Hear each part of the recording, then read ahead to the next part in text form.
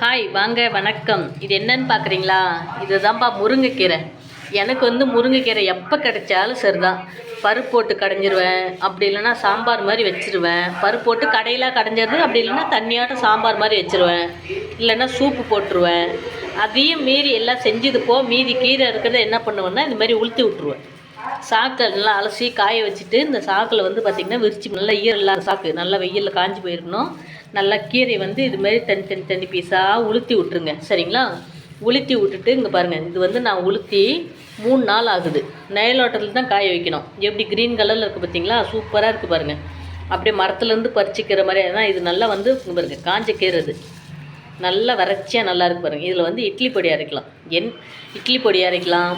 இதை பொடி பண்ணி வச்சுட்டு டீயோடு கலந்து குடிக்கலாம் டெய்லியும். இந்த டேஸ்ட்டு பிடிச்சவங்க குடிக்கலாம், பிடிக்காதவங்க குடிக்க முடியாது. ஆனால் இட்லி பொடிக்கு இப்போ அரைச்சிட்டோம்னா குழந்தைங்கள்லேருந்து பெரியவங்க வரல விரும்பி சாப்பிடாதவங்க கிடையாது.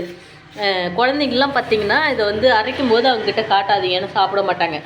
இதோட நான் இட்லி பொடி வீடியோவுக்காக தான் இதை காய வச்சுருக்கேன். கண்டிப்பாக முருங்கைக்கீரை இட்லி பொடி வீடியோ போடுவேன்.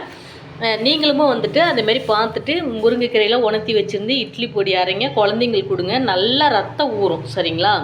ரத்த சோகை தடுக்கும், நல்லா ரத்தம் ஊறும், ஞாபக சக்தி உண்டாகும், நோய் எதிர்ப்பு சக்தி கண்டிப்பாக இதில் 100க்கு 100 இதில் கிடைக்கும். முருங்கைக்கீரையில் அவ்வளோ ஒரு மருத்துவ குணம் இருக்குது, சரிங்களா?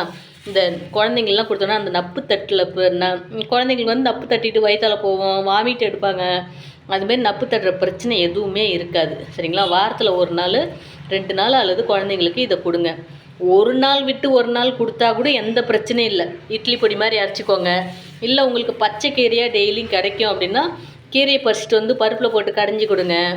அப்படி இல்லைன்னா சூப் வச்சு கொடுங்க, அப்படி இல்லைன்னா துவையல் அரைச்சி கொடுங்க, சட்னி அரைச்சி கொடுங்க. இதில் என்னென்னலாம் செய்யலாம் முருங்கைக்கீரையில் அப்படிங்கிறத நான் எத்தனை வகையாக எப்படிலாம் செய்யலாம் அப்படிங்கிறத ஒவ்வொரு நாளைக்கும் ஒவ்வொரு வீடியோ விட்டு தான் வரும், தொடர்ந்து வராது.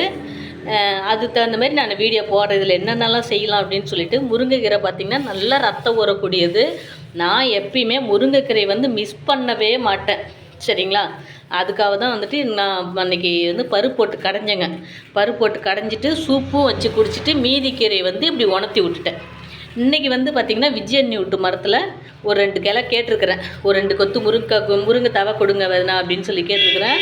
வேணா உடச்சிக்க சொல்லிட்டாங்க. நான் இன்றைக்கும் போயிட்டு அவங்க வீட்டு மரத்தில் போயிட்டு உடச்சிட்டு இது மாதிரி உணர்த்தி முருங்கைக்கீரையை கொஞ்சம் கொஞ்சமாக காய வச்சு நமக்கு ஒரே முட்டை கிடைக்காது. ஏன்னா மரம் வச்சுக்கிறவங்களாம் வெட்டி போட்டாங்க நிறையா. அதனால் கொஞ்சம் கொஞ்சமாக கிடைக்கிற கீரையை நான் காய வச்சு சேமித்து வச்சு இட்லி பொடி அரைக்க போகிறேன், சரிங்களா? பாய்.